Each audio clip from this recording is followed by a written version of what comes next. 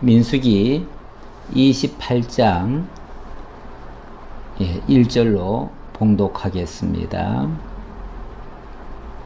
여호와께서 모세에게 말씀하여 이르시되 이스라엘 자손에게 명령하여 그들에게 이르라. 내 헌물, 내 음식인 화제물, 내 향기로운 것은 너희가 그 정한 시기에 내게 바칠지니라. 또 그들에게 이르라. 너희가 여호와께 드릴 화제는 이러하니 1년 되고 흠 없는 순양을 매일 2마리씩 상번제로 드리되 어린 양 1마리는 아침에 드리고 어린 양 1마리는 해질 때 드릴 것이요 또 고운 가루 10분의 1 에바에 빻아낸 기름 4분의 1 흰을 섞어서 소제로 드릴 것이니 이는 시내산에서 정한 상번제로서 여호와께 드리는 향기로운 화제며 또 그 전제는 어린 양 1마리에 4분의 1 흰을 드리되 거룩한 곳에서 여호와께 독주의 전제를 부어 드릴 것이며 또 해질 때에는 2번째 어린 양을 드리되 아침에 드린 소제와 전제와 같이 여호와께 향기로운 화제로 드릴 것이니라. 아멘. 8절까지 봉독해 드렸습니다. 이제 세대 교체된 이스라엘 자손들에게 앞으로의 하나님의 계획을 알려주시면서 앞으로 펼쳐갈 일에 대해서 정말 하나님 믿고 나아가기를 권면하시는 그런 말씀이 되겠습니다. 오늘부터는 이제 백성에 대한 교훈이라고 말씀드릴 수 있겠습니다. 지난번에는 지도자에 대한 교훈을 26장부터 소개해 드렸는데 오늘 열거한 말씀이 이제 안식일부터 시작해서 장막절에 이르기까지 1년 동안 있는 여러 날과 절기에 관한 이야기입니다. 물론 지금 읽어드린 내용에서는 상번제를 드리라고 그랬죠. 상번제는 매일 드리는 제사입니다. 매일 하나님과 교통을 해야지요. 매일 하나님 앞에 제물을 드리고 이렇게 하라고 하는 말씀이고요. 그리고 나서 매일뿐이 아니라 또 특정한 날, 특정한 어떤 절기, 이런 날을 더욱더 기억을 하고 이렇게 해야 될 것 같습니다. 왜냐하면 그 날과 절기들이 우연히 일어난 것이 아니고 하나님의 정확한 계획에 따라서 하나님의 일종의 하나님의 역사 프로그램이다. 이렇게 저는 말씀드리고 싶은데요. 하나님의 앞으로의 계획이 이 날과 절기 속에 담겨져 있어요. 그래서 이 날과 절기에 대한 이해를 좀 제대로 하시면 하나님이 역사를 어떻게 진행시켜 가실는지 그것을 소위 말해서 감을 잡는다고 하죠. 우리가 지금 가는 길이 광야길을 걸어가고 있습니다. 사실 광야라고 하는 곳, 물론 저는 가보지는 않았습니다만은 참 막막한 그런 곳이죠. 그야말로 정처를 알 수 없는 그런 곳이죠. 어떤 분이 탈북을 하면서 내몽고 쪽으로 도망을 가가지고 거기서 이제 한국으로 오려고 내몽고로 탈출을 해가지고 달려가는데 이 내몽고라고 하는 지역이 이게 완전히 사막지대 아닙니까? 가도 끝이 없습니다. 그리고 또 거기는 뭐 산이 안 보이니까요. 쉽게 말하면 방향을 못 찾아요.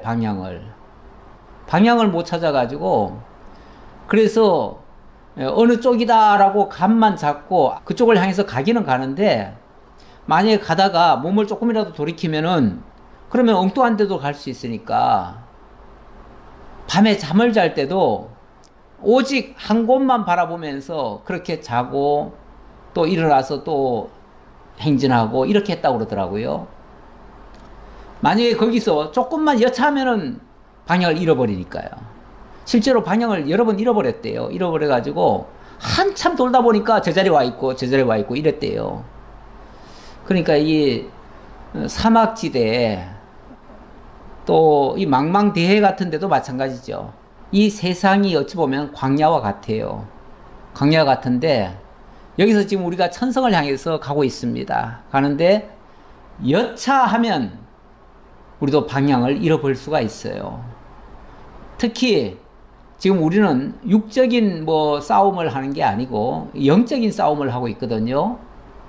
영적으로 지금 하나님을 만나고 하나님께로 나아가는 거기 때문에 이 영적 어찌 보면 항해길을 가고 있는 중인데 여기서 만약에 말씀이라고 하는 나침판을 우리가 놓쳐버리면 그러면 또 방향을 잃어버리죠.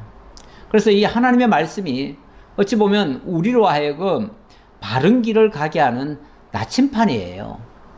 이 방향을 설정해 주는 거다 그 말이죠. 예, 그래서 우리가 표대를 향해서 달려가는데 어느 쪽으로 가야 되는지 분명히 좌표를 설정하고 그리고 달려가야 맞지요. 안 그러면요, 사도 바울의 표현대로 이 허공을 맴도는 수도 있어요. 진짜 허탄한 삶을 살 수도 있어요. 그래서 하나님 없이 살아가시던 분들이 나중에 돌아가실 때쯤 되면은 그런 소리 하실 때가 종종 있어요. 저도 직접 그런 소리 들어봤어요. 헛살았다. 내가 지금까지 뭘 했던가. 왜냐하면 한 방향으로 가지 않다 보니까요. 그때 적당히 알아서 살다 보니까 헛살았다 하는 소리가 나오는 거죠. 저절로. 그런데 분명한 좌표가 있으면요. 우리가 어디쯤 가고 있고 어디를 향해서 가고 있는지 그 좌표가 분명히 설정되어 있으면 그러면 최소한 뒤로 돌아갈 일은 안 하잖아요. 허탄한 길을 가지는 않잖아요. 그래도 그쪽을 향해서 계속 가고 있으니까 올바른 길을 향해서 계속 가는 거죠. 그래서 표대를 정하고 사는 것이 매우 중요하다 그 말이에요. 우리 주 예수 그리스도는 우리의 표대가 되십니다. 그 표대를 향해서 우리는 지금 계속 가고 있습니다. 조금 더딜 수는 있지만 필연코 목적지에 도달할 것입니다. 그래서 낙심하지 아니하고요. 뒤로만 안 물러가면 돼요. 앞으로 조금 늦더라도 너무 급하게 서두를 것도 아니고요. 너무 애달고 너무 재촉하고 이럴 필요도 없어요. 차근차근 가면 돼요. 마치 토끼와 거북이 우화처럼 거북이가 느긋하고 천천히 가는 것 같아도 꾸준히 그쪽을 향해서 가면 괜히 먼저 벌쩍벌쩍 뛰어가다가 중간에 좀 딴청 부리고 좀 쉬었다 가고 좀 잠자다 가고 딴짓 하다 보면요. 그러면 놓치는 거예요. 그러면은 결국은 목적지에 도달을 못하고 그럴 수도 있어요. 우리는 한눈 팔지 말고 표대를 향해서 차근차근 걸어가는 그러한 자세. 근데 이런 표대나 앞으로의 소위 말해서 하나님의 계획도 이거를 알면은 얼마나 좋겠어요. 그러면은 표대를 향해서 달려가는 것도 매우 중요하고요. 또 우리가 달려가고 있는 게 어디쯤 왔는지도 알 수가 있고요. 내가 지금 엉뚱한 거 지금 찾지 않았다는 것도 알 수 있고요. 그렇게 해서 올바로 갈 수 있는 거죠. 올바로 갈 수 있는 것이 중요한 겁니다. 자, 그런 것들을 알려주기 위해서 먼저는 상번제를 드리라고 했고요. 자, 1절로부터 8절까지에서는 상번제 드리라는 얘기였어요. 상번제, 정한 때에 상번제 드리라. 이거는 이제 전체적으로 얘기를 했고, 그 다음에 구체적으로는 안식일에 드릴 것, 제사 드릴 것, 그 다음에는 초하루, 그리고 6월절, 77절, 나팔절, 7월 10일, 그리고 7월 15일, 이렇게 차례대로 앞으로의 절기를 지키면서 절기 규례 속에서 하나님의 뜻을 발견하고, 이 절기라고 하는 것이 지금 1년 단위로 지금 얘기를 한 건데, 이 1년이 사실은 계속 돌아가죠. 돌아가면서 1년이라고 하는, 사실 뭐 해가 바뀐다고 하면 다시 처음부터 새롭게 시작하는 거예요. 새롭게 시작하는 건데, 어쨌든 해가 시작되면서부터 뭔가가 역사가 펼쳐져 가는 겁니다. 펼쳐져 가는데, 이 바로 모든 기준은 안식일로부터 출발합니다. 안식일로부터 출발해 가지고 그 다음에 매월 초하루, 그 다음에 그 과정에서 6월 절기가 있고요, 또 칠시절이 있습니다. 자, 요런 과정을 밟아 나갈 건데요. 자, 한번 내용을 좀 보도록 하지요. 자, 일단 날과 절기의 의미부터 먼저 한번 생각을 해봐야겠는데, 이 날과 절기라고 하는 것이 어떻게 만들어진 것이고 무슨 목적이 있는가. 일단 날과 절기라고 하는 것은 하나님이 창조하실 때 처음에는 빛이 있으라 하셨고, 그리고 넷째 날 해, 달, 별들 이런 천체를 하나님께서 지으셨죠. 그렇게 지어 놓으시고 그때로부터 이 날과 절기라고 하는 것이 만들어집니다. 그래서 1년 365일이 만들어지고, 그 다음에 계절이 또 바뀌죠. 계절이 바뀌면서 이게 해와 달의 그런 어떤 조화에 의해서 이런 절기도 만들어지고 여러 가지가 변화가 일어납니다. 이것이 일종의 하나님의 창조와 하나님이 펼쳐가시는 그런 질서를 세워주신 내용들이에요. 그런 것들을 볼 수 있고, 이거는 거기서 머무는 것이 아니고 장차 그리스도를 통해서 하나님의 뜻을 펼쳐가실 것, 그런 구원의 계획도가 이 속에 있는 거예요. 그래서 이 날과 절기에 대한 것을 자세히 읽으면은 하나님의 구원 계획을 읽어볼 수가 있는 거예요. 예, 그래서 날과 절기라고 하는 것이 어떤 면에서 소중합니다. 소중한데, 구약시대 때는 이거를 일종의 참것에 대한 모형과 그림자로서 그것을 가르쳐주기 위해서 날과 절기라고 하는 걸 강조했고, 그걸 지키도록 하였거든요. 근데 이게 세월이 지나고 난 다음에 이게 자칫 그 날짜 자체에 의미를 많이 두다 보니까 그 날짜 자체를 지키라고 하는 이런 실수를 하게 되어집니다, 인간들이.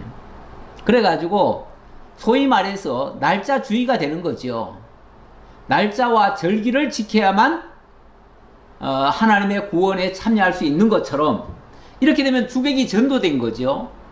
하나님은 그 날과 절기를 통해서 하나님의 구원의 역사, 하나님의 모든 당신의 뜻을 알려주고자 한 건데, 사람들이 이 날짜 자체를 지킴으로써 마치 하나님의 구원에 참여할 수 있는 것처럼 이렇게 오해를 해버렸어요. 그래가지고 그 날짜의 의미, 절기의 의미, 여기에 초점을 맞추는 게 아니라 그 날짜를 지키느냐 안 지키느냐, 이거 가지고 논쟁을 하고 그걸 위해서 마치 생명 걸듯이 그거 지키려고 애를 쓰죠. 이렇게 되어지면 주객이 바뀐 거예요. 그래서 골로새서는 그런 거에 대해서 좀 경계를 합니다. 자, 오늘 우리는 구약의 날과 절기들을 지금 소개는 해드릴 거지만 그 자체를 지키라고 지금 말을 드리는 게 아니에요. 그것이 무슨 뜻이냐, 하나님의 무슨 계획이 있느냐, 이걸 설명하는 것이고, 그걸 통해서 참것으로 오신 우리 주 예수 그리스도께서 이루실 것에 대한 그걸 바라보고 믿게 하는, 거기에 목적이 있어야지 그 날짜 자체에다 초점을 맞춰버리면 안 돼요. 그래서 골로새서에서는 이렇게 말하고 있습니다. 우리를 거스리고 불리하게 하는 법조문으로 쓴 증서를 지우시고 제하여 버리사 십자가에 못 박으시고. 자, 무슨 내용인지 잘 모르겠으나, 자, 우리를 거스리고 불리하게 하는 법조문으로 쓴 증서, 이게 어찌 보면 구약의 율법이죠. 율법적으로 제정한 모든 제사 제도 또는 거기에 플러스 알파 해가지고 지금 오늘 얘기하고자 하는 날과 절기들, 이것도 다 거기에 해당되는 얘기예요. 이런 것들을 우리 주 예수 그리스도가 오시면서부터, 그리스도께서 이루시면서부터 그것들이 뭐가 됐다고요? 그 증서를 지우시고 제하여 버리고 십자가에 못 박아버렸다, 이렇게 얘기를 하네요. 십자가에 못 박았으면은 더 이상 그 날짜 지키라는 얘기일까요? 더 이상 그 절기 지키라는 얘기일까요? 아니죠. 그 날과 절기가 우리 주 예수 그리스도를 통해서 이루실 것을 가리킨 것이었기 때문에, 자, 그리스도가 오셔서 그 일을 이루셨어요. 이루셨으면 이제 그 날과 절기 지키던 것은 그리스도 안에서 이루어져 버린 거예요. 이루어졌으니까 더 이상 그 날짜를 지키는 의미는 없는 거예요. 그래서 통치자들과 권세들을 무력하여 드러내어 구경거리로 삼으시고 십자가로 그들을 이기셨느니라. 다시 말하면 십자가로 그 모든 절기와 날과 그 모든 것에 대한 것을 완성해버렸다, 그 얘기예요. 이루셨다, 그 얘기예요. 그러므로 더 이상은 먹고 마시는 것과 절기나 초하루나 안식일을 이유로 누구든지 너희를 비판하지 못하게 하라. 이제 와서 그 날을 지켜야 되고 그 절기를 지켜야 됩니다, 이런 소리 못하도록 해라, 그 말이죠. 그런 걸 가지고 지금도 절기 지키라고 그러고 초하루 지키라고 그러고 안식일 지키라고 하는 사람들이 있어요. 여전히 안식교가 가르치는 그 교리를 가지고 주장하는 세력들이 얼마나 많은지 모르겠어요. 요즘은 정통 기독교가 쉽게 말하면 진리에 굳게 서 있지를 못하다 보니까 자꾸만 이단들이 오히려 더 활개를 치고, 이단들이 지금 포교력이 훨씬 더 셉니다. 우리 정통 기독교들이 복음 전하는 것보다 이단들이 훨씬 더 활개를 치고 있어요. 그래서 기독교인들은 지금 복음 전하는 일을 지금 사실은 못하고 있거든요. 그런데 이단들은 언젠가부터 훨씬 더 활개를 치고 있어요. 그들은 무슨 권력을 지금 등에 업었는지 어쨌는지 좌우간 훨씬 이전보다도 더 강력하게 자기들 나름대로의 그 복음을 전하고, 뭐 그건 제가 봤을 때는 복음이 아닌데, 그건 날과 절기를 지키라고 하니까 그건 복음이 아니죠. 율법을 지키라고 하는 거죠. 그들이 전하는 그 율법을 강력하게 주장하면서 지금 율법 지켜야 됩니다, 율법을 지켜야 구원받습니다, 절기 지켜야 구원받습니다, 날짜 지켜야 구원받습니다, 이런 소리나 자꾸 하고, 지금도 자꾸 안식일 지키라고 하는 그런 주의자들이 얼마나 많은지 모르겠어요. 예.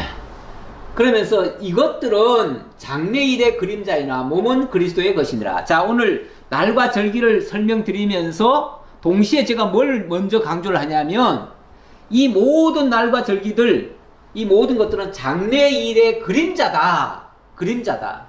그러면 그 실체가 있을 거 아니에요. 이게 그림자라면 날과 절기가 다 그림자예요. 그러면 그 날과 절기의 실체가 있을 거 아니에요. 그 원형이 있을 거 아니에요. 그 몸은 그리스도의 것이니라. 결국 그리스도가 이 모든 날과 절기의 실체예요. 구약에 중요한 어떤 날과 절기가 있어요. 근데 파고 들어가서 그게 무슨 뜻이냐, 그게 뭐냐, 뭘 가리키냐 하면은 결국은 그리스도를 가리키고 있다, 이 얘기예요. 따라서 날과 절기를 제가 오늘 강론을 합니다만은, 이걸 만약에 그리스도와 무관하게 날짜 자체를 지키라고 말을 한다든지, 그 날짜 안 지키면 큰일 날 것처럼 얘기한다면은 그거는 몸을 바라는 게 아니고 그 날과 절기가 가리키는 그리스도를 가리키는 것이 아니고 엉뚱하게 나를 지키는 거예요. 날과 그 절기 자체를 지키는 거예요. 그렇게 되면 그것도 우상이에요. 그것도 우상이 되는 거예요. 그래서 그렇게 하는 것이 매우 바람직하지 않다라는 말씀을 드리고요. 자, 9절 보겠습니다. 자, 9절로부터 10절에서는 안식일에 여호와께 드릴 제사 규례를 명하시는데, 모든 날과 이 절기의 기준이 되는 시점이 뭐냐면은 바로 안식일입니다. 기준이 안식일이에요. 그러니까 안식일을 기점으로 해서 무슨 역사, 쉽게 말하면 안식일이 하나의 매듭과도 같아요. 원래 그 대나무를 보시면은 대나무가 자라면서 중간중간이 매듭이 맺어지듯이 중간에 한 번씩 묶여지죠. 그래서 대나무가 원래 자라면요 쑥쑥 자랍니다. 비가 오면은요 얼마나 빨리 자라는지 몰라요. 평소에는 잘 안 자랍니다. 그러다가 한번 자라면 쭉쭉쭉 자라는데, 만약에 중간에 이 묶음 같은 게 없으면요 이 대나무가 가늘어 가지고, 그리고 속이 비었잖아요. 그래 가지고 그냥 꺾여버려요. 꺾여버리는데 중간에 매듭이 딱딱 맺혀지면요 아무리 올라가도 견고합니다. 절대 부러지지 않습니다. 그래서 대나무의 상징이 절대 부러지지 않는다는 거 아닙니까? 아무리 비바람이 치고 뭐가 돼도 대나무는 꺾이는 법이 없어요. 그래서 그 대나무가 일종의 그 절개를 상징하고 있잖아요. 자, 그런데 이 안식일이라고 하는 게 왜 이 안식일이 중요하냐면, 안식일은 성경적인 안식일의 개념을 보면 일단은 첫 번째 안식이 있고 두 번째 안식이 있고 또 새로운 안식이 있어요. 뭐 제가 편의상 제1 안식일, 제2 안식일 이렇게 적어놨지만, 원래 안식일이란 자체가 뭐 제1, 제2, 제3이 있겠습니까? 다만 하나님이 창조하시고 맨 처음에 이 세상을 모두 다 창조하셨죠. 그 창조한 것이 6일 창조입니다. 6일 창조 후에 제7일을 안식하셨어요. 바로 그걸 가리키는 것이 제1 안식일, 어쩌면 원형적 안식일 이렇게 얘기할 수도 있겠죠. 자, 그 안식일이 하나님이 창조 후에 질서를 세우시고 그리고 안식하신 것, 그걸 기념하는 것이 첫 번째 안식일인데, 이 안식 후에 그 안식을 하나님께서 아담에게도 주셨지요. 근데 첫사람 아담이 그 안식을 계속 누렸나요? 그렇지는 못했습니다. 안타깝게도 하나님이 안식하라고 주신 그 에덴 동산에서 안식을 누리지 못하니까 결국은 하나님같이 데려다가 하나님께 내어 쫓김을 당해버려요. 그래서 에덴 동산에서 안식을 한 것이 아니라 오히려 내어 쫓겨서 받은 안식을 잃어버렸죠. 얻은 안식을 잃어버렸어요. 그래서 아담은 그 안식을 잃어버렸다. 그러니까 첫 안식일이 하나님으로 말미암아 주어졌는데 그 안식일을 인간이 잃어버렸다. 잃어버렸으면 그 어떤 인간도 하나님의 안식에 들어갈 수가 없습니다. 안식에 들어가지 못한다는 것은 지옥의 맛을 보는 거죠. 어둠의 맛을 보는 거죠. 고통의 맛을 보는 거죠. 안식의 반대가 고통스러운 거 아니겠어요? 결국 아담의 후예들은 살았으나 산 게 아니에요. 고통 속에 들어간 거죠. 죄와 사망 가운데 들어간 거죠. 그렇게 잃어버린 그 안식, 그 이후에 그의 백성들이, 그의 자녀들이 태어나기는 했지만 늘 불안해가지고 안식을 얻지를 못합니다. 그래서 불안해서 자기 성을 쌓고 무기를 만들고 자기를 보호하기 위해서, 또 자기의 그 불안한 마음을 달래기 위해서 술과 음악과 이런 것들로 자기를 안위하고 있었죠. 이 가짜 안식입니다. 안식을 추구는 했는데 안식을 누리지는 못했어요. 그런데 우리 하나님께서 애굽 땅 종되었던 집에 가 있던 이스라엘 백성들을 이끌어내셨죠. 그리고 여호수아를 통해서 가나안으로 인도해 가십니다. 왜냐하면 가나안에 가서 안식해 하시려고요. 그렇게 해서 여호수아를 통해서 마치 포로되었던 자들, 정말 수고하고 무거운 짐자들의 그 멍에가 벗겨지고, 그리고 이제 안식을 누리는가 싶었지만 얼마 후에 이 가나안 땅마저도 잃어버리죠. 그래서 먼 나라로 다시 쫓겨가고 그 안식을 잃어버립니다. 예, 요거는 이게 히브리서 4장의 이하에 나오는 이야기입니다. 그래서 하나님이 첫 번째 주신 창조 후 안식일, 하나님의 안식일은 아담의 죄로 말미암아 상실되었고, 여호수아가 데려다 놓고 가나안 땅에서 안식을 주려고 했는데 그것마저도 그 백성들이 범죄하고 포로 잡혀감으로써 그 안식을 잃어버렸다. 그렇다면 첫 번째 안식일, 두 번째 안식일로 온전한 안식이 이루어지지 않았다면 우리에게 또 다른 안식일이 남아있다. 진짜 안식일이 필요하다. 그 말이죠. 그 진짜 안식일이 그 4장 1절로 11절에 보면 그 내용들이 쭉 적혀 있습니다. 안식할 때가 남아있도다 하면서 우리에게 안식이 필요한 것을 역설을 하고 있죠. 바로 그 안식할 때가 남아있다고 했는데, 그 안식은 그 히브리서가 설명한 그 안식은 결국 우리 주 예수 그리스도를 통해서 이루어질 그 안식, 그 안식이 진짜 안식일이다 라는 이야기예요. 이거는 누가복음의 말씀을 좀 가져왔는데요. 예수님의 공생애 시절에 예수님께서는 유독 안식일날 많은 일을 하셨어요. 안식일날 병자를 고쳐주시고 귀신 들린 자를 살려주고 이렇게 여러가지 일을 하셨어요. 그러니까 이 바리새인들이 예수님께 와가지고 어떻게 안식일에 하지 못할 일을 하십니까? 이러면서 예수님께 시비를 걸지요. 그랬을 때에 예수님께서 그렇게 말합니다. 요거는 이제 뭔가 안식일날 이삭을 좀 비벼 먹으니까 그거 가지고 시비를 걸었어요. 그러면서 다윗이 자기와 자기 함께한 자들이 시장할 때 한 일을 잊지 못하였느냐? 그 안식일날 다윗이 쫓겨다닐 때 너무 배가 고파가지고 안식일날 그 산당에 들어가가지고 거기서 제사장에게 먹거리 좀 주십시오 그랬더니 먹을 게 없다. 이 하나님께 제사 드린 이거밖에 없다. 근데 이거는 일반인들이 먹을 수 없다. 이거는 거룩한 자만이 먹을 수 있다. 그러니까 제가 이렇게 쫓겨다니느라고, 사울에게 쫓겨다니느라고 죄를 짓질 않았습니다. 죄 지을 기회가 없었습니다. 그러니 주십시오 했는데 그때 먹어도 죽지 않았다. 왜 안 죽었느냐? 그러면서 하시는 말씀이 인자는 안식일의 주인이니라 이렇게 얘기를 합니다. 물론 이거는 예수님이 안식을 범했다라고 말하는 바리새인들에게 내가 그 안식일의 주인이야 라고 말씀하신 거죠. 자, 요거 참 이해하기가 쉽지 않은가 봐요. 왜냐하면 이걸 사람들이 이해를 못 하더라고요.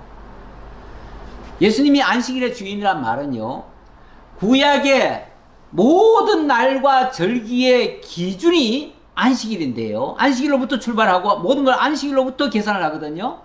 첫 번째 안식일로부터 해가지고 언제 무슨 날 이렇게 나가거든요. 그러면은 모든 날과 절기의 기준이 안식일이고, 결국은 궁극적으로 모든 날과 절기가 결국은 안식을 위해서 있는 거란 얘기예요. 그런데 그 안식이 뭘 가리킨다고요? 그 안식이 결국은 예수 그리스도를 가리킨다는 거죠. 왜냐하면 예수님이 그 안식일의 주인이니까요. 구약의 모든 날과 절기, 안식일이라고 하는 게 바로 나를 가리킨 것이다. 내가 그 안식일의 주인이다. 그러면 예수님 자신이 이미 안식일의 주인인데 그 날짜를 지키느냐 안 지키느냐 이게 무슨 의미가 돼요? 주인은 예를 들어서 법이라고 하는 것도 입법자가 법을 만들면 그 준행하는 거는요, 입법자가 준행을 하는 게 아니라 그 법을 국민들에게 지키라고 만든 거죠, 입법자가. 그러면은 그 입법자는 당신이 정하는 게 곧 법이에요. 그렇죠? 정하는 것이 법이기 때문에 자기가 자기에게는 걸리지 않아요. 지금 모든 법의 근원이 우리 주 예수 그리스도시고, 모든 안식은 예수 그리스도를 통해서 이루어진다. 그러니까 구약의 모든 날과 절기는 예수 그리스도를 통해서 이루어질 진정한 안식을 가리킨 것이다 라는 뜻에서 하는 말이에요. 그래서 예수님이 바로 안식일의 주인이고요. 자, 그렇다면 오늘날 우리가 안식을 누린다라고 만약에 얘기를 한다고 하면, 자, 안식을 지킨다 또는 안식을 누린다 했을 때는 날짜를 지키는 게 안식을 지키는 게 아니고 예수 안에 거하는 그 자체가 바로 안식을 누리는 거예요. 그리고 안식을 지키는 거예요. 다시 말하면 예수를 그리스도로 영접하고 그 안에서 자유를 얻고 그 안에서 평안을 느끼게 된다면 그 사람은 안식을 지키는 사람이고 안식을 누리는 사람이에요.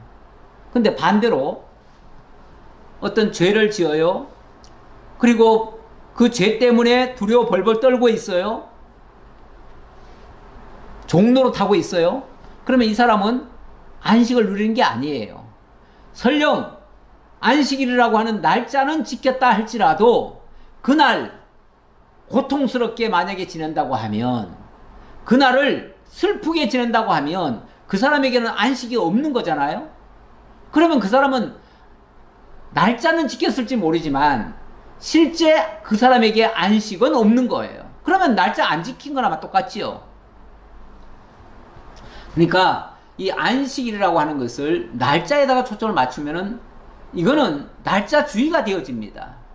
오늘날 수많은 사람들이 뭐 안식일을 지켜야 됩니다, 유월절을 지켜야 됩니다, 뭐 이런 소리 하는 것은요, 그 날짜 자체에 그냥 완전히 빠져버린 거예요. 날짜주의가 돼버린 거예요.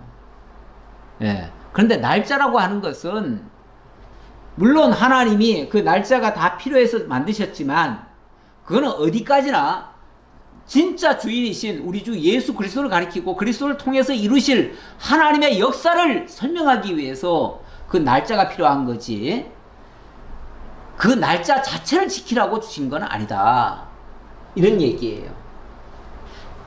예, 그래서 이 부분을 잘 이해를 하시고요. 자, 9절 안 읽었었나요?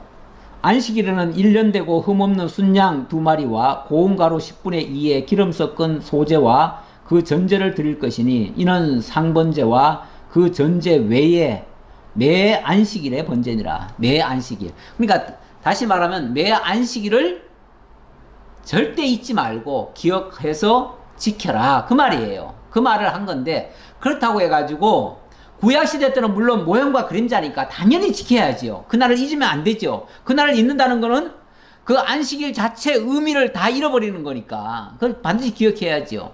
하지만 오늘날은 다시 아까 말씀드렸듯이 그리스도 안에서 이루어질 것을 가리킨 것이었기 때문에 그리스도를 영접한 자에게는, 그리고 그리스도 안에서 자유를 이미 깨달은 자에게는 더 이상의 의미가 없는 거예요. 그래서 날짜를 지키려고 하지 말아라, 이렇게 얘기를 한 거고요.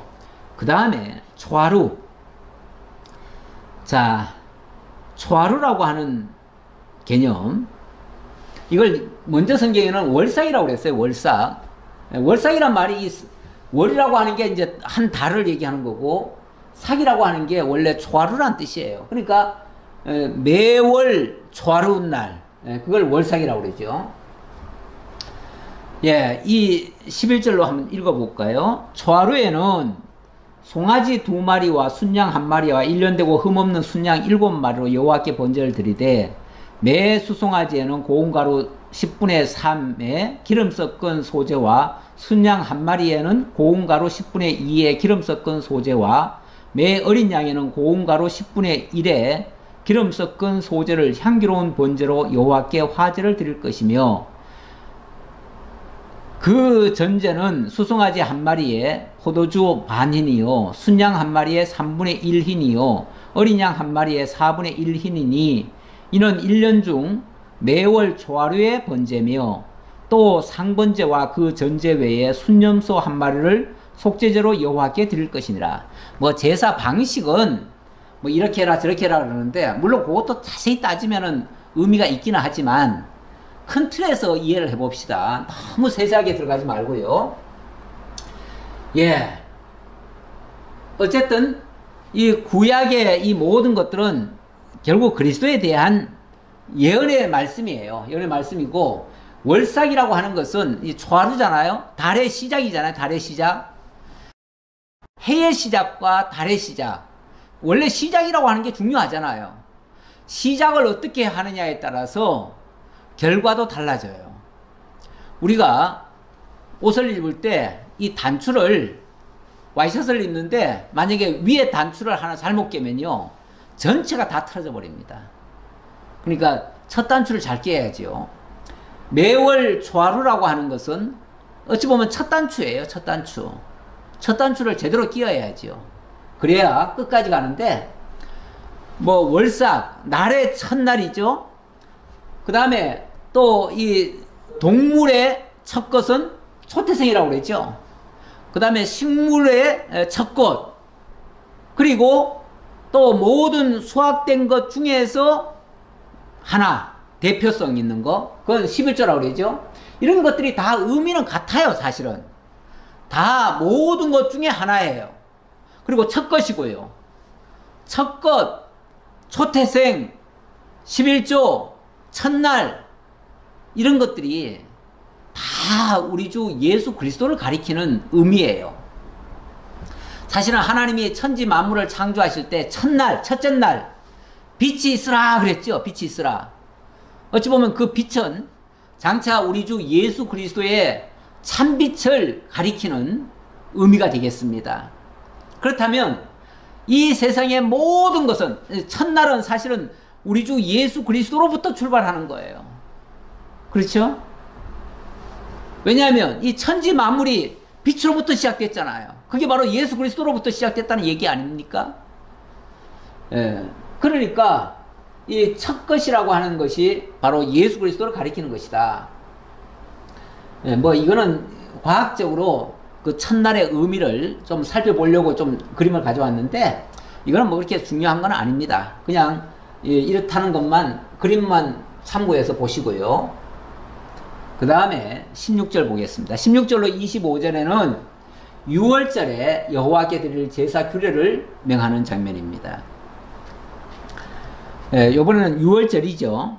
그러니까 첫날이 그 다음에 이제 안식일로 일주일 지나면은 안식일이 되고 첫째 달 14째 날, 이 날이 6월절이라고 합니다. 첫째 달 14째 날 하면은 그것도 어찌 보면은 두 번째 안식일이라고 말할 수 있겠죠. 첫 번째 달의 두 번째 안식일, 이렇게 얘기할 수 있겠죠. 예.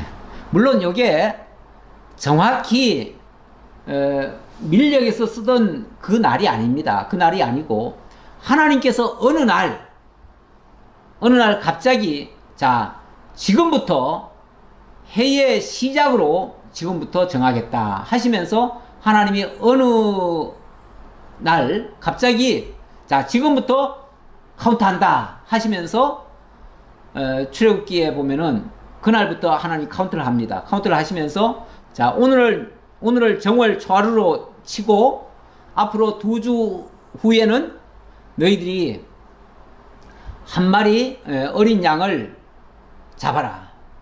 너희들 식구를 계산해 가지고 식구들이 먹을 만큼의 어린 양을 잡아라. 정결한 어린 양을 잡는 거죠. 잡아서 그 양을 다 먹어라. 그리고 그 피는 문설주에 발라라. 그러면 오늘 밤에 역사가 일어난다. 무슨 역사입니까?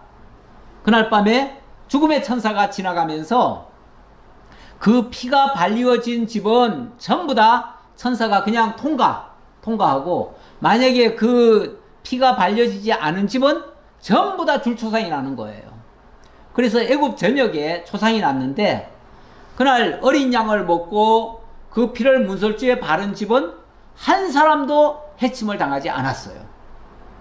이게 언약 자손에 대한 하나님의 구원의 역사지요. 자, 이렇게 할 것을 가리키는 것이 바로 유월절입니다. 유월이란 말은 아라비아 숫자 6에다가 그 6월달이라는 얘기가 아니라 넘어갔다는 얘기예요. 넘어갔다. 죽음의 천사가 그 재앙을 비켜나갔다. 그런 뜻이에요. 자, 16절 보겠습니다. 첫째 달 14째 날은 여호와를 위하여 지킬 유월절이며 또 그 달 15째 날부터는 명절이니 1회 동안 무교병을 먹을 것이며 그 첫날에는 성회로 모일 것이요 아무 일도 하지 말 것이며 수송아지 2마리와 순양 1마리와 1년 된 순양 7마리를 다 흠없는 것으로 여호와께 화제를 드려 번제가 되게 할 것이며 그 소재로는 고운 가루에 기름 섞어서 쓰되 수송아지 1마리에는 10분의 3이요 순양 1마리에는 10분의 2를 드리고 어린 양 7에는 어린 양 1마리마다 10분의 1을 드릴 것이며 또 너희를 속죄하기 위하여 순념소 1마리를 속죄제로 드리되 아침의 번제 곧 상번제 외에 그것들을 드릴 것이니라.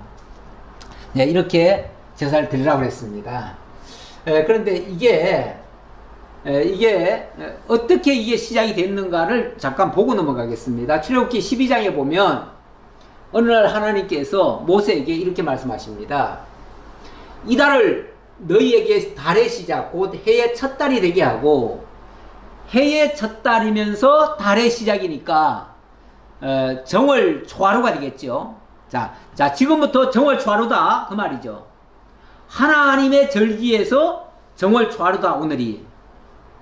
그렇게 얘기를 하면서 그날이 정확하게는요 이 태양력으로 말하자면 한 3월 중순부터 4월 중순 그 사이에요. 왜냐하면 이 태양과 달의 그 위치가 계속 조금씩 바뀌잖아요. 바뀌니까 정확하게 어느 날이다라고 얘기를 못해요. 특히 그 달의 시작이라고 했으니까 그 초하룻날을 기준으로 해야 되거든요. 초하룻날을 기준으로 해서 14일 저녁이니까 그때가 쉽게 말하면은 14일 아까 그 그림에서 보면은 14일이 언제냐면은 바로 이렇게 보름달이 떴을 때예요. 예. 원래 이 보름달이 14일부터 16일 그 사이에 뜨거든요. 예. 그리고 이 월삭이라고 하는 거는 이거는 달에 의해서 완전히 가려진 거. 해가 다 가려졌으니까 아무것도 안 보이죠. 그래서 첫날은요 달이라는 게 안 보입니다. 아무것도 없는 거나 마찬가지예요. 완전히 가려졌어요. 우리 하나님이 얼마나 기가 막히게 이걸 계시해 주고 있습니까? 쉽게 말하면 달이 해를 다 가려버렸어요. 그런 상태, 이 지구에서 봤을 때 이 해를 다 가려가지고 달이 하나도 안 보여요. 그리고 한 2, 3일 지나면 조승달처럼 달이 조그맣게 보여요. 그러다가 한 7, 8일 정도 되면은 한 중간쯤 보이고요. 절반이 보이고. 그 다음에 한 15일로 넘어가면 14일, 15일 가면은 이제 보름달이 되는 거죠. 바로 요 보름달이 뜨거든, 쉽게 말하면은 보름달이 뜨거든, 그때 이 양을 잡아가지고 그렇게 해라 그 말이에요. 예, 그렇게 하고 이제 그 다음에 이제 출애굽한다 그 말이죠. 그러니까 아무것도 없는 데서부터 시작을 해가지고 이 어린 양의 희생을 통해서 이스라엘 민족이 구원을 받는 이런 역사가 일어나는 거예요. 자, 이렇게 될 것을 날과 절기에서 보여준 거예요. 그래서 그날 이 달을 너희에게 달의 시작 곧 해의 첫 달이 되게 하고 너희는 그것을 이렇게 먹을지니 허리에 띠를 띠고 발에 신을 신고 손에 지팡이를 잡고 급히 먹으라. 이것이 여호와의 유월절이니라. 여호와께서 이스라엘 민족을 다 구원하는 날이다 그 말이죠. 내가 애굽 땅을 칠 때에 그 피가 너희가 사는 집에 있어서 너희를 위하여 표적이 될지라. 내가 피를 볼 때에 너희를 넘어가리니 재앙이 너희에게 내려 멸하지 아니하리라. 여기에 흘려지는 피가 어린 양의 피입니다. 그 어린 양의 피를 보고 하나님의 천사들이 그 집은 보호한다 그 말이죠. 이것이 결국은 그 어린 양이 뭘 가리키냐면 하나님의 백성 구원을 위한 희생양을 가리키는 거예요. 희생양을 가리키는데 결국은 우리 주 예수 그리스도, 참으로 오실 예수 그리스도, 실체이신 예수 그리스도의 십자가와 부활의 모형과 그림자가 되는 거예요. 이렇게 될 것을 가리키는 것이 바로 유월절 절기다 그 말입니다. 24절입니다. 너희는 이 순서대로 이래 동안 매일 여호와께 향기로운 화제의 음식을 드리되 상번제와 그 전제 외에 드릴 것이며 일곱째 날에는 성회로 모일 것이요 아무 일도 하지 말 것이니라. 이렇게 해서 출애굽한 백성들이 일주일간을 홍해를 건너고 이제 홍해 건넌 다음에 그들이 모여가지고 대대적으로 하나님을 찬양하잖아요. 그렇게 할 것을 가리키는 그런 의미예요. 이렇게 해서 일곱째 날은 성회로 모여가지고 온 백성들이 함께 하나님을 찬양하잖아요. 바로 그렇게 할 것을 가리킨다 이런 얘기고, 이게 바로 장차 실제로는 우리 주 예수 그리스도께서 십자가에 못 박혀 죽으셨다가 그래서 어린 양의 피를 흘리신 거죠. 흘리시고 그 피를 보고 죽음의 천사가 죄와 사망 가운데 있던 하나님의 택한 백성들을 구원해 내신다 그 말이에요. 그리고 그들이 마치 요단강을 건너서 하나님을 찬양하듯이 이 홍해를 건넌 다음에 여호와를 찬양하게 될 것이다. 그런 의미가 담겨 있다 그 말입니다. 그 다음에 26절로 31절까지는 77절에 여호와께 드릴 제사 규례입니다. 77절 처음 익은 열매를 드리는 날에 너희가 여호와께 새 소제를 드릴 때에도 성회로 모일 것이요 아무 일도 하지 말 것이며 수송아지 2마리와 순양 1마리와 1년 된 순양 7마리로 여호와께 향기로운 번제를 드릴 것이며 그 소제로는 고운 가루에 기름을 섞어서 쓰되 수송아지 1마리에다가 10분의 3이요 순양 1마리에는 10분의 2요 어린 양 7마리에는 어린 양 1마리마다 10분의 1을 드릴 것이며 또 너희를 속죄하기 위하여 순염소 1마리를 드리되 너희는 다 흠없는 것으로 상번제와 그 소제와 전제 외에 그것들을 드릴 것이니라. 예, 여기 77절 처음 익은 열매를 드리는 날에 이렇게 얘기를 합니다. 77절이란 말은 출애굽 후에 7주간을 얘기하는 거고 바로 희생된 그 순간부터 그 14일 저녁부터로 따진다면 50일째 되는 날이에요. 그 50일째 되는 날 이때가 또 놀라운 역사가 일어난다는 거죠. 그때 계절적으로 말하면 그때 첫 열매가 맺히는 날이에요. 그 곡식을 심고 나면 첫 번째로 열리는 날이 바로 그 날이에요. 그게 이제 어찌 보면 첫 열매죠. 첫 열매. 그런데 이게 뭘 가리키냐면 예수 부활 7주 후에 성령이 강림할 것을 가리키는 겁니다. 그래서 결국 이거는 성령 강림에 대한 예표적 사건이죠. 실제로 역사는 어떻게 되는가? 예수님이 십자가에 못 박혀 죽으시고 그리고 나서 그날부터 50일째 되는 날, 그날이 다른 말로는 오순절이라고 하죠. 오순절. 이 오순절에 사도행전에 보면 오순절 날에 놀라운 역사가 일어납니다. 그러기 전에 예수님께서 부활 후에 예수님이 제자들과 함께 40일간 같이 지내셨어요. 그러다가 뭐라고 그러셨냐면 떠나시면서 하시는 말씀이 몇 날이 못 되어 너희에게 성령이 임할 것이다. 성령이 임하면 너희가 예루살렘과 유다와 그 땅끝까지 이르러 내 증인이 되리라. 이렇게 말씀하셨어요. 그런데 그때로부터 정말 열흘 후에 50일째 되는 날이죠.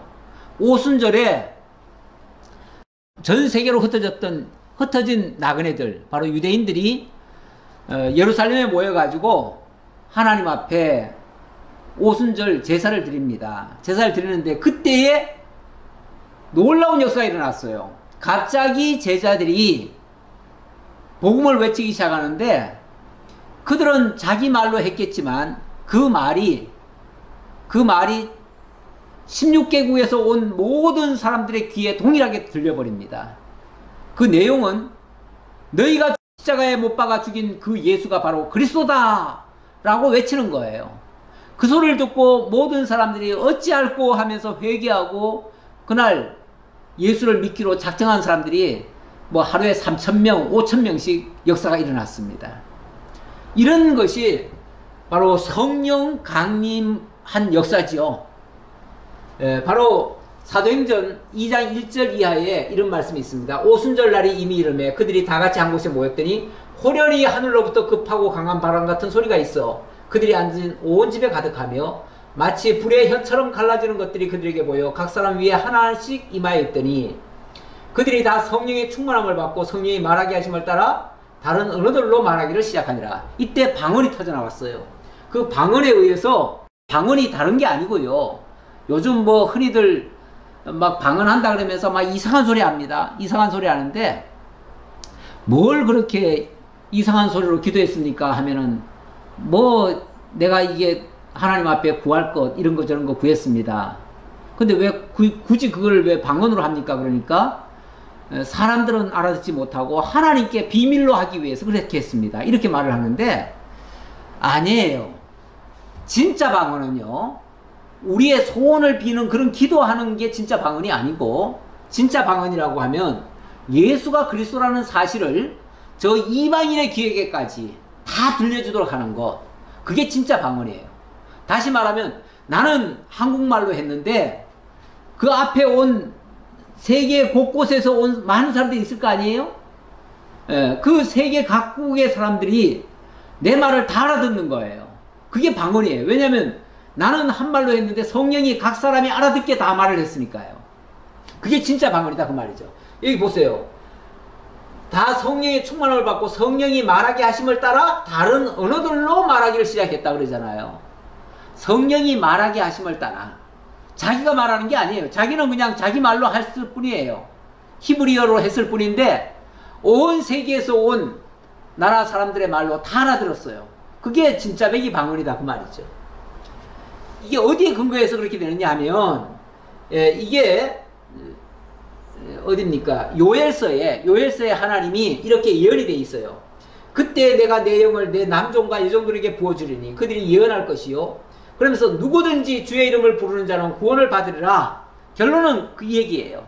결국은 예수가 그리스도이심을 증거해서 그 예수를 믿는 자마다 구원을 받게 될 것이라고 하는 그 복음 메시지, 그거를 남종과 여종들에게 막 전했다. 그들이 성령의 감동이 되어서 다른 방언으로 막 외치기 시작했다 그 말이죠. 그렇게 해서 예수 이름을 부르는 자들은 다 구원에 참여할 수 있도록 하셨다 그 얘기예요. 이렇게 하시는 것이 진짜 하나님의 역사입니다. 우리 하나님 살아계십니다. 우리 하나님이 역사하시면 이 놀라운 역사들이 다 일어날 수 있고 자기 백성을 모두 구원해서 하나님의 영원한 안식에, 영원한 하나님의 절기에 참여하게 만드십니다. 그 모든 것은 진정한 그리스도 안에서의 잃어버린 안식을 회복하고 영원히 하나님과의 평화를 누리는 그 상태로 우리를 이끌어 가실 것입니다. 그게 진정한 안식이에요. 모든 날과 절기는 결국 그런 것으로 우리를 이끌어가는 내용들이에요. 제가 오늘 29장까지는 설명을 못 드리겠고요. 오늘 갈라디아 4장 4절의 말씀을 제가 결론적으로 말씀드리고 마치겠습니다. 때가 참에 하나님이 그 아들을 보내사 여자에게서 나게 하시고 율법 아래에 나게 하신 것은 율법 아래에 있는 자들을 속량하시고 우리로 아들의 명분을 얻게 하려 하심이라. 예수님을 이 때가 되매 이 땅에 오게 하셨습니다. 왜요? 율법 아래에 있는 자들을 속량하고 아들의 명분을 얻게 하려고요. 다시 말하면 하나님과 원수되어서 하나님과 멀어진 자들을 하나님과 다시 화목하게 하시고 하나님의 아들 신분으로 하나님과 진정한 교통, 그 안에서 참된 안식에 참여하게 하려고 그 말이죠. 그래서 이제는 너희가 하나님을 알 뿐 아니라 더욱이 하나님의 아신 바 되었거늘 어찌하여 다시 약하고 천박한 초동학문으로 돌아가서 다시 그들에게 종노릇 하려 하느냐. 지금 누구한테 이 소리를 하냐면 너희가 날과 달과 절기와 해를 삼가 지키니 내가 너희를 위하여 수고한 것이 헛될까 두려워하노라. 지금 와서도 자꾸만 날과 달과 절기와 해를 지켜야 된다. 이렇게 주장하시는 분들한테 하는 소리예요. 그거 아니면은 마치 구원을 얻지 못하는 것처럼 그렇게 겁박을 주고 위협하는 것. 이거는 정말 그 율법 아래에 무거운 멍에를 계속 지우는 거랑 똑같아요. 우리 예수님은 수고하고 무거운 짐자들아 다 내게로 오라. 내가 너희를 쉬게 하리라 그랬는데 다시 그리스도 안에 들어온 자들, 그래서 안식하고 있는 자들을 다시 율법 아래다가 내몰아 가지고 율법의 멍에를 다시 씌우는 거예요. 이거는 정말 바람직하지 않은 자세입니다. 만약에 그렇게 지금 율법으로 다시 돌아가게 하려고 하는 자가 있다면 회개하셔야 됩니다. 그리고 예수를 믿으셔야 됩니다. 날과 절기를 믿을 것이 아니라, 날과 절기도 결국은 안식의 주인이신 우리 주 예수 그리스도를 가리킨 건데 왜 예수를 안 믿고 그 날과 절기를 지켜서 구원을 받겠다고 그러십니까? 지금도 그렇게 말하는 사람들이 많아가지고, 사실은 제가 지난 주간에도 그런 분들과 논쟁을 좀 한 적이 있어요. 계속 그렇게 주장하시는 분들이 아직도 있어요. 예, 그렇게 하는 것은 정말로 복음 안에 들어온 자들을 다시 율법으로 내모는 것과 같아요. 갈라디아서에서는 어리석도다 갈라디아 사람들아, 너희가 어찌하여 다시 그쪽으로 되돌아가려고 하느냐, 이렇게도 얘기를 합니다.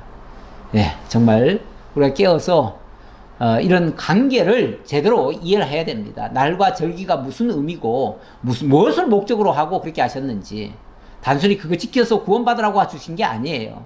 우리 주 예수 그리스도, 진정한 안식의 주인이신 우리 주 예수 그리스도를 가르쳐주기 위한 것이었어요. 기도하겠습니다. 아버지 감사합니다. 우리에게 오늘도 정말 이 날과 절기에 속해 있는 하나님의 진리의 말씀을 바르게 깨닫도록 하시려고 우리에게 이 진리를 알게 해주셔서 감사합니다. 아직까지 율법에 매여서 종로로 타는 자들도 있습니다. 저들에게 참된 복음을 들려주고 그들이 무거운 멍에에서 벗어나 진정한 안식에 참여할 수 있도록 인도해 주옵소서. 갈 길이 멉니다. 저희들의 가는 길목에 우리 주님 동행하시고 방향을 잃지 않도록 늘 깨어있는 저희 모두가 되도록 함께 해 주옵소서. 베풀어 주시는 은혜 감사드렸고 예수님 이름으로 기도하옵나이다. 아멘.